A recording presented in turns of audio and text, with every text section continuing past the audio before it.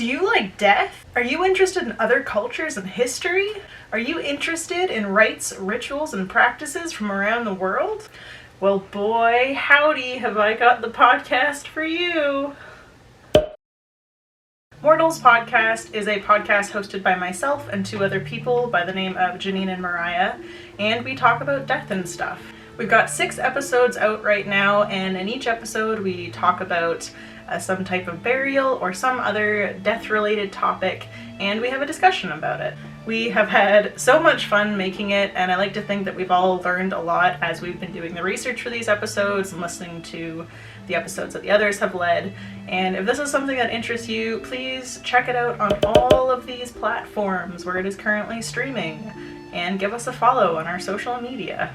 And just to give you a taste of the sort of content that we put out in Mortals Podcast, I thought that I would convert my most recently led episode titled Death and Pets, Pet Cemeteries into this video format so that you can kind of get a feel of what sort of things that we talk about. So let's jump into it.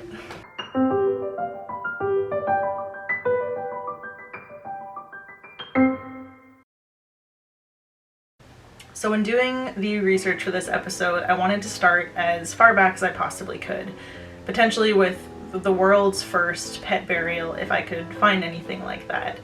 And I did find a dog burial in Saudi Arabia that was dated to be about 6,000 years old, about 4,300 CE, and it was a small dog that was buried with about 11 women and men and children, and it's very obvious for a number of reasons that this was a pet and not just a desert wolf or something that wandered into the burial and died a couple of years later.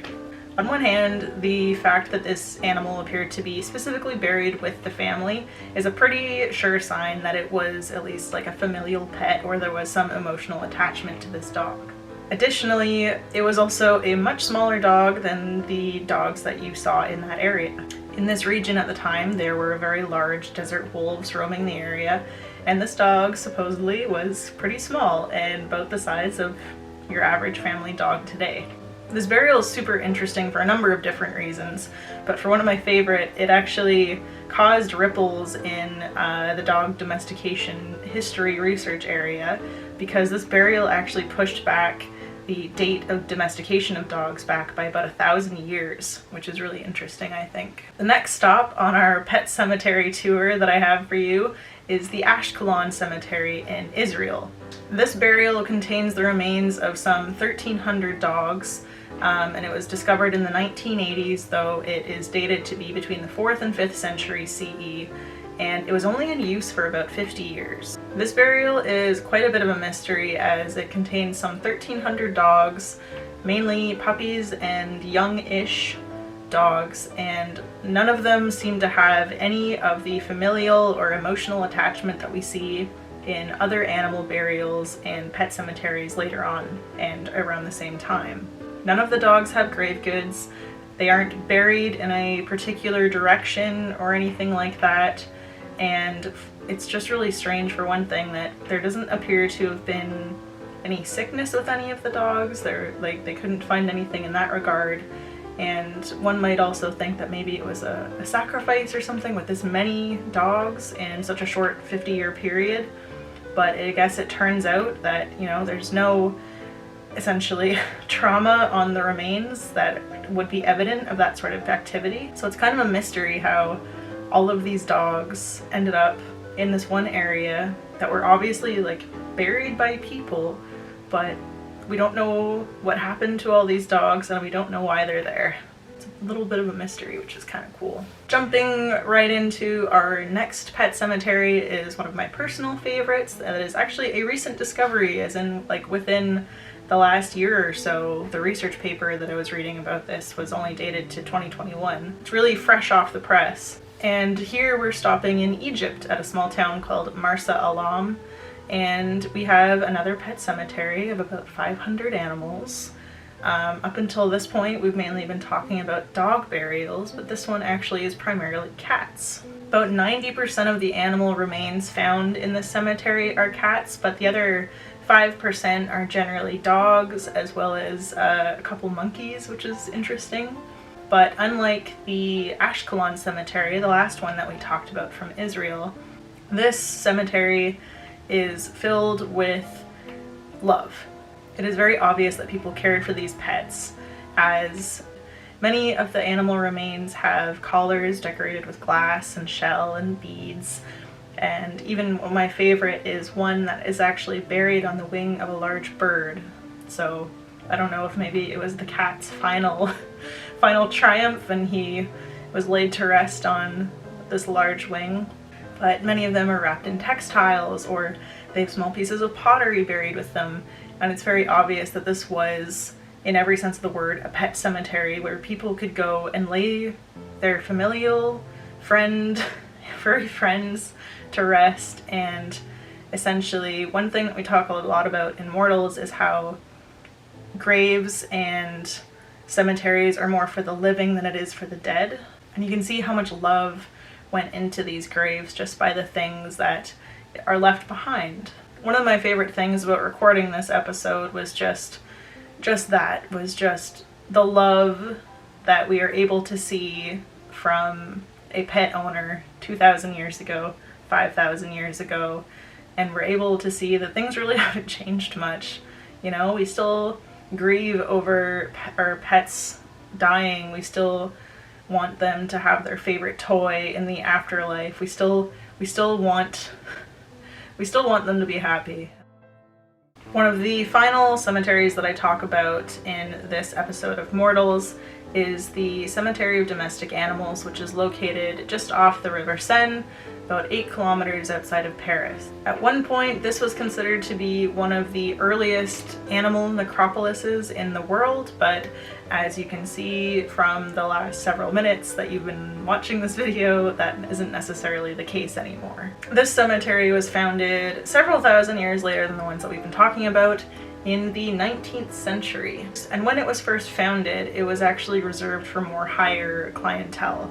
There are actually some famous animals that are buried here, including the famous dog movie superstar, a German Shepherd by the name of Rin Tin Tin, who has a pretty crazy history just on his own. I guess he was saved from like a World War I battlefield by an American soldier, and then went on to star in multiple movies, and ultimately led to the popularity increase of German Shepherds as family pets, which is an interesting thing. There was also like a lion that's buried there that belonged to one of the original founders of the cemetery, Margaret Durand. And in the center of the cemetery there is a statue of a Saint Bernard by the name of Barry, who actually died like 75 years before the cemetery was even founded. And he's not even buried in the cemetery. His remains have been kept in a museum in Sweden. Yeah, in Sweden. But this statue of Saint Bernard has kind of become the like figurehead for this little cemetery, which is kind of interesting considering he's not even buried there, but I digress. There's also a couple of videos that you can watch on YouTube of people walking through this cemetery, and just as I kind of mentioned with the Egyptian cemetery, it's just, you can feel the amount of love that went into the graves. You've got really elaborate headstones and statues and wonderful pictures and things of the pets that have died, and it's really interesting. Like, if I'm ever in Paris again, I would definitely like to make a side trip to go and visit this place. But it's really interesting. And our very, very last stop today in Pet Cemeteries, touched on in Mortals, episode 4, is a cemetery in Cornwall, which is for a different type of pet. This cemetery is actually like a proper, like, flesh and blood pet cemetery, and I think there's also like a people cemetery nearby, but one section has been cordoned off and is wholly dedicated to electronic pets, specifically the electronic pets that were popular in the 1990s known as Tamagotchis. So to my fellow 90s kids, if you remember those little plastic things, and they were always fucking dying.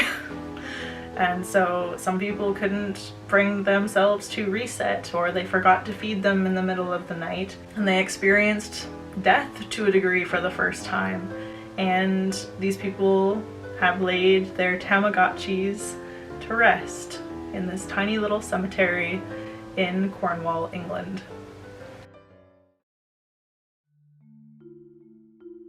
But yeah, that's kind of my quick and dirty recap of episode 4 of Mortals that I lead, and Janine and Mariah and I have a couple good laughs. We talk about our own pet death related trauma and we talk about how this kind of relates to larger death cultures and kind of how it ties into humanity and how we grieve.